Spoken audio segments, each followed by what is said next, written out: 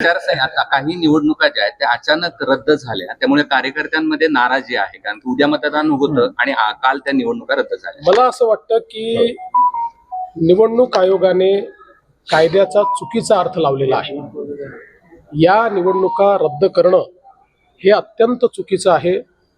अशा पद्धतीने तर प्रत्येक वेळी कोणीही कोर्टात जाईल आणि मग निवडणूक पोस्टपोन होईल असं कधीच आजपर्यंत झालेलं नाही. कुठला कायदा निवडणूक आयोग काढताय, कुठला कोणाचा सल्ला निवडणूक आयोग घेताय याची मला कल्पना नाही. पण जो कायदा मी बघितलेला आहे, जेवढा माझा कायद्याचा अभ्यास आहे, मी अनेक वकिलांशी देखील बोललो, त्या सगळ्यांचं मत आहे की अशा पद्धतीनं या निवडणुका एखादा व्यक्ती कोर्टात गेलाय म्हणून पुढे ढकलता येत नाही. काही तर अशा प्रकारचे देखील आहेत त्या ठिकाणी. आता निलंग्याचं आपण उदाहरण घेतलं, काल संभाजी पाटील निलंगेकर माझ्याशी बोलले. निलंग्यामध्ये सगळी प्रक्रिया पूर्ण झाली. एक कोणीतरी ज्याचा फॉर्म रद्द झाला होता तो कोर्टात गेला, कोर्टाने त्याचा फॉर्म रिजेक्ट केला, तो काही ॲक्सेप्ट केला नाही. त्यामुळे मग ज्यांनी फॉर्म भरले त्यांना पूर्ण वेळ मिळाला, परत घेण्याचा पूर्ण वेळ मिळाला, प्रचाराचा पूर्ण वेळ मिळाला.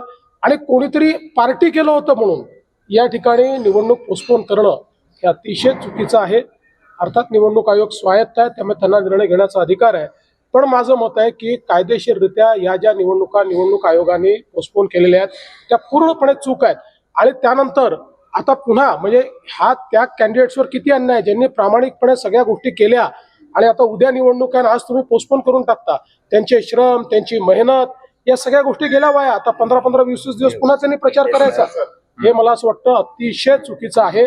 आणि या संदर्भात निश्चितपणे आता तर निवडणूक होऊन जाईल, पण आम्ही या संदर्भातलं एक रिप्रेझेंटेशन निवडणूक आयोगाला निश्चितपणे देऊ की अशा पद्धतीने या निवडणुका पोस्टपोन करणं